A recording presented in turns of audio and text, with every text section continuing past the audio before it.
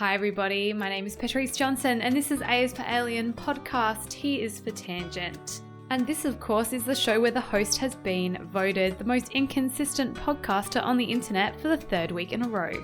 If you haven't been following me on social media, firstly, shame on you and why not? My handle is A is for Alien podcast on most things. But yeah, I've been kind of like caught up with a whole lot of life stuff at the minute. There's lots of changes going on for me outside of podcasting. You know, and I guess you could say too, like, to do with podcasting, I can be a little bit mysterious, I guess. I've gone over it a little bit, like online on Instagram and stuff, like what's been going on.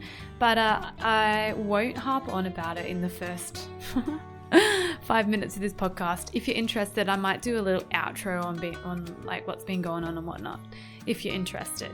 One thing's for sure though, guys. You don't need to worry about me because I'm not going anywhere. There was a few comments saying like, oh, don't burn yourself out. Like, don't feel any pressure to get episodes out and, then give up because it's too hard and then never make an episode. I got like one thing to say about that. And that is, I ain't fucking leaving. I got too much to say. I got too many fucking cryptids to prove. I've got too many aliens to see. I've got too many ghosts to hunt. And you guys are going to be right there with me. Speaking about me and things that I've done this week, some of you may have seen on my Instagram that I did a ghost tour of an insane asylum on the weekend. And I haven't done a ghost tour or a paranormal investigation in years. I think like the last time I was on site doing a proper kind of investigation would have probably been like 6 or 7 years, which just is unheard of, considering I find them really, really fun. Just that no one wants to go on them with me. I feel like though that's going to change in my immediate future and you'll probably see me on quite a few more ghost hunts and doing kind of weird stuff. I don't know, once this world gets back on its feet, I guess. And we're not just lying on our face crying for days on end. I'll talk more about my experience and what happened at the asylum in the actual main episode that I'm going to do, which is going to be H is for Hauntings. But for today's little episode, I'm bringing you an A is for Alien exclusive. And I hope you're as excited as me. And I'm excited to kind of set you down a little bit of a rabbit hole. And I don't know, guys. I've been following this for, I reckon, about 6 or so months. And I'm going to present this case to you. And I want to hear your feedback on it. I might leave, I don't know if I'm going to give my thoughts or not yet on what I think it is, because I'm actually really interested to see what you guys think this is. So yeah, let's get into it, shall we? Let me present to you the A is for Alien exclusive, the Burton Rock Thrower. So this is a tale of a suburban street in a suburb called Burton, which belongs to the city of Adelaide in South Australia. And the story in its simplest form is that there is rocks which are being thrown at houses all along this street. And the first recorded incident that I found of this story was in May of 2021. And unfortunately, that was published by the Advertiser, and there's a paywall for the Advertiser, so I wasn't able to read the entire article. Shortly thereafter, though, another article was written by the ABC, and I'm just going to read this word for word. I'm going to choose a few articles to read to you, and then I'm going to, throw it over to you to see what you think. And do you know what? Like, I know you guys love it, and I love it too, because I get to live out my newsreader journalism dreams. Like, I'm not going to lie, there was a time in my life where I thought I wanted to be a newsreader, and I even did like screen tests reading the weather and stuff like that. That's kind of embarrassing, but there you go, guys. I have done that. It is a little secret dream. That's why I put on the newsreader voice sometimes when I read articles. So like, here we go. Oh, okay. So I found the early article. I know that I mentioned there was one behind a paywall, but I actually found one now that's not. So this is the article, word for word, the first one that I had read back in May. of this year. Residents living in fear as rock throwers terrorised suburban Adelaide Street for weeks. An Adelaide mum says she's been effectively forced to barricade herself and her son into their home every night because of rock-throwing vandals who are terrorising her street for weeks.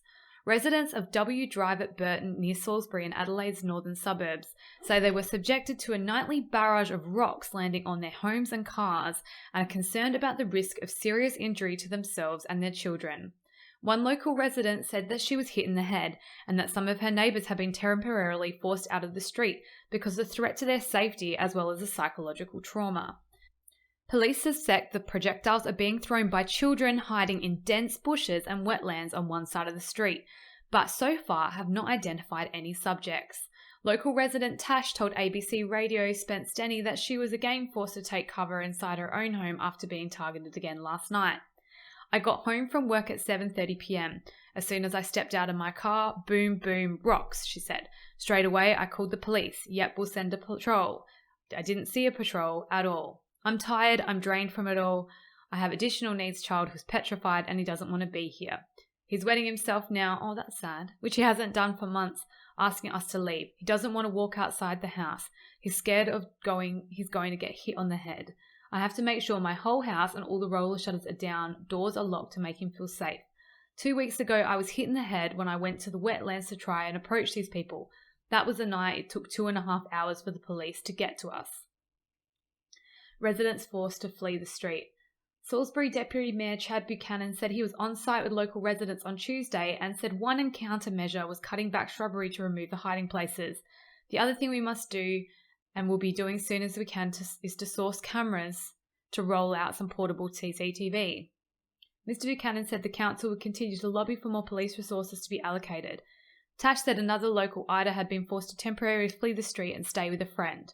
Ida told ABC Radio that she repeatedly rang police after rocks rained down, including onto her roof, about 6:30 on Tuesday. She has accused police of failing to take the matter seriously and taking too long to respond. Rocks were being thrown while we were here, she said. Another resident, Jenna Rosie, said the situation had been pretty horrific, but she had noticed an increased police activity in the area. I'm too scared to go out at night because you get rocks pelted at you. I have a 6-week-old and a 4-week-old. A 6-week-old and a 4-year-old, and I don't want to bring them outside. The last couple of nights patrols have been out and a lot of police officers have been trolling the area, which is good. We've been here 5 years. We've never had any issues until now. You can't live like this. SA Police Commissioner Grant Stevens said that police officers and dog patrols had been into the wetlands but had not been able to identify any subjects at this point in time. He said while there was not capacity to permanently deploy a police car to the street, police had boosted their presence in the area and were escalating their efforts. I certainly understand the frustrations of the local residents here. We are putting additional patrols into the area because of the concerns it's causing in the community. I suspect it's probably kids who think this is a huge joke, but it's very disruptive and causing damage, and I would encourage anyone who has any information to come forward. This is a pattern of behaviour that has been going on for about 6 weeks now. So we're deploying patrols, not just waiting for reports from local residents. We're putting patrols in there in advance, proactively hoping that they can pick something up. We are concealing police there, trying to pick up where the rock throwing is coming from. So this article came out in May, and it already sounds pretty dramatic. They've claimed that it's been going on for weeks already at this point. And, you know, it's pretty dramatic. But the idea that the police put forward that as kids is plausible, except for when you start to kind of sit down and break it down and actually start to think about, even this early on in the game, this first article, how bizarre it is. I'll talk about that in a little bit, but I'll read this second article, which came out, a few weeks later on the 16th of June. So this article was, Scared Burton resident says they are still being pelted by rock throwers as teenage girl is hospitalised. Residents of a suburban street being pelted by rocks say a teenage girl has been sent to hospital after being hit on the head in the latest incident. Tash P, I didn't say her name in the last one. Tash P, a resident of W Drive at Burton, north of Adelaide, said although police had put on extra resources in the area, the rock throwing has not eased. She and other residents spoke to the ABC in early May and at the time said it had been happening for weeks. "We are still being pelted by rocks," she told ABC Radio's Adelaide's Spence Denny this morning. "We've had numerous houses and cars being damaged. We've also had children hit in the shoulder and last night had a young teenager hit in the head and taken to hospital with a concussion." Ms. Peterson said that the young girl had gone outside to move her car on Tuesday night when one of the rocks hit her. She said residents are starting to get really frustrated at how unsafe the neighbourhood has become. "We're all trying to stay calm," she said. "We are starting to lose it." Assault territory, police say. Northern District's police officer in charge, Superintendent Guy Buckley, said, "We are very, very frustrated with this situation as well. We feel the frustration and we are working with the community," he said. "We are down there talking to them regularly. And guys, this is the part that got me really interested, that really piqued my interest. This is the frustrating part from our side. We've been standing with members of the community when the rocks have been coming down. And to this point, we still haven't been able to detect who is actually launching the rocks."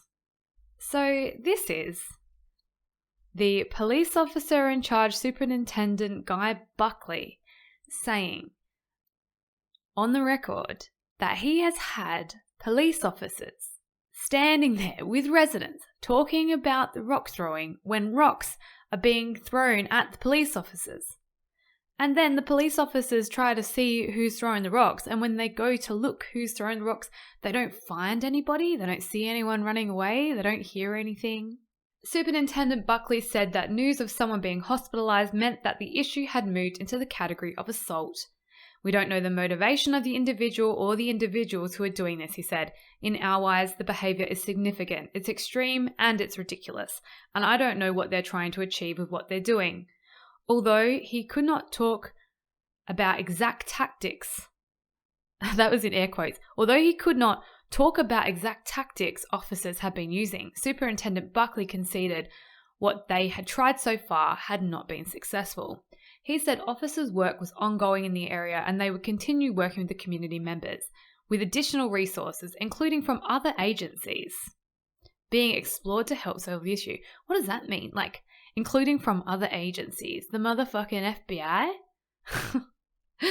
"We will not give up until we identify the individual or the individuals, and they will be held to account." So there was another article also written around this same time in June that said, residents in Adelaide's north are fed up, exhausted and terrorised in their own homes due to a mystery rock-throwing menace causing chaos in their street. One woman was taken to hospital after being struck in the head on a suburban street in Burton, with locals resorting to covering up windows and cars, parents locking children inside, and police unable to figure out who has been tormenting residents for the past 6 months. Local woman Ida said the perpetrator had damaged cars and property, but now they're targeting us. "When we go outside, they know we're outside and they hit us," she told NCA Newswire. Ida said she was struck by a rock while gardening in her backyard, but others have been hurt more seriously. And you should see these rocks, guys. Like, they're not stones. They're like rocks. Like, some of them are about the palm of people's hands. They're proper fucking rocks. On Tuesday night, police said an 18-year-old was hit on the head by a rock and suffered a concussion. When an ambulance arrived to treat the young woman, the paramedics' vehicle was also struck by flying rocks. Authorities have resorted to installing temporary CCTV on the street, but the menace continues to avoid punishment. "These people don't care," Ida said, who refused to reveal her surname. "While media was here, they were still throwing rocks at them this morning. They were throwing screws and stuff too." Locals said they had no idea if the culprits were young, old, or a group of people because we can't see where they're coming from. "You can't see them when they're flying," said Ida. "All you hear are the bangs, or if you see it, maybe it's a metre away from you." The locals said she was standing next to the 18-year-old who was hit by the flying rock on Tuesday night. "She just went to move her car out the way because a rock had hit her car window," Ida said. "And then a rock hit her in the head really hard. It was so loud. We're very frustrated," she said, insisting the authorities could do more to protect the residents. "The residents don't even let their kids play outside. We're so tired. We just want it to end. We just want them to get caught and dealt with before other people deal with them." Superintendent Guy Buckley from the local police division told ABC Radio the authorities shared the locals' frustration. We're down there talking to them regularly, he said on Wednesday morning, blah, blah, blah. The frustrating part is that we've been standing in the community and the rocks have been coming down, and to this point we haven't been able to locate who's actually launching the rocks, which is kind of the same as what the original article said. So I hope that before I say anything, you've been sitting there thinking about how this is fucking strange. Okay? All right, so the first thing which I'm noticing, I'm looking at a satellite picture of this particular street, and I'm looking at the street and the nature reserve which is next to it. And yes, you know, there is quite dense kind of bushy scrubland across from this street. But this street is probably, at my best guess, 150 to 200 meters long, if not longer. And yeah, it's not just one house that is being targeted on this street. Multiple residents along the street say that they are being targeted by rock throwing from across the way. So I've zoomed in closer on this picture, and although it looks dense, really it's probably only about maybe two or three trees deep until there's this kind of what looks like a walking track behind it. And then it's relatively clear. So I would think to myself that if I was someone standing across the street throwing a rock through dense bushes, and like, how are you not being seen? Because how are you would need to be kind of forward of those bushes, you would assume, to completely avoid detection. So there's about 12 to 13 houses on this street that say that they're being affected by this phenomena. So that as well, like the likelihood of that, of somebody just walking up and down the street and then just happening to be in a position where they're going to see someone come out of their house at that exact moment and be there just to throw a fucking rock at them. Like, that doesn't make any sense either. That there are people just hiding, waiting for a person to come out of their house. Like, is that a coincidence?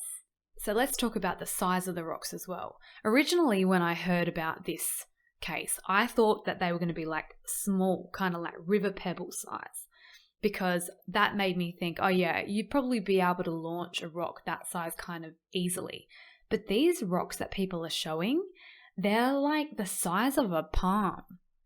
They're pretty sizable rocks. Like, in those articles, they did say that there were kind of smaller like nuts and screws as well. But a lot of these rocks are big. So then I started to think about like how that would work. Because a lot of these people are saying that the rocks are falling from the skies and even hitting them in their backyard. And so I'm looking at the satellite map and I'm looking at them going, say a house, you know, is roughly 20 to 30 meters long on these blocks, it looks like. And then say there's another further 20 meters into the scrub where these people are supposedly hiding. Like, that means that they're pegging these rocks that are the size of a fist over 60 meters in the air, like at an angle, so that they can launch them over the houses and hit people in the backyard. So I've done a little bit of internet researching, and I'm not saying that this is accurate, and I'm saying that this is a very, very quick Google search that I did. But the Google says, you know, that an average throwing distance for a human is 15 meters. All right. And I was a little bit like, you know, that doesn't sound right to me. So then I looked up, you know, what's the kind of average throw for a male baseballer? And they say that, you know, a regular kind of baseball player can normally throw about 120 to 150 feet. So I'm going to use that as the kind of benchmark for what maybe like a teenage boy would be able to throw a rock, which would probably, actually, a baseball probably would weigh maybe half the weight of this rock. So, but I'll still use the baseball as a kind of reference. So they're saying here that, 120 feet, so 36 meters is the kind of average distance that, a man is able to throw a baseball. So that is only half the distance that these people are supposedly throwing these rocks from. So whoever is throwing these rocks, say that they're throwing them from about 60 or so meters away, they should come forward, because they're probably about to get a fucking Major League Baseball contract. Speaking of baseball, and the reason that they'll probably get a bloody Major League Baseball contract too, is the accuracy that they're throwing these rocks with. How are people seeing them just when they're like straight on them, like basically a meter away, and they're like hitting people with ridiculous accuracy in the head? If you're able to peg a fucking rock the size of your palm from 60 meters away and collect someone in the head, yeah, I feel like there would be a talent scout that would just be like, we need your number, because that's unheard of. The other strange thing too is, like I said, there's 13 households actively looking and mad at whoever is doing this. And there wasn't as much as a fucking description that they could give the police. And then the hubris of whoever is doing this to be standing there throwing rocks at the cops when the cops are taking reports. Like, if it was youths doing this, if it was kids, like, it's one thing to be, a juvenile delinquent throwing a couple of rocks every now and then. It's another thing to be completely dedicated to this act of, like, I guess violence at this point, to the point that in broad daylight you're prepared to be out there throwing rocks at cops with like no regard for if you get caught or not. Like, that doesn't sound like an act of a juvenile delinquent to me.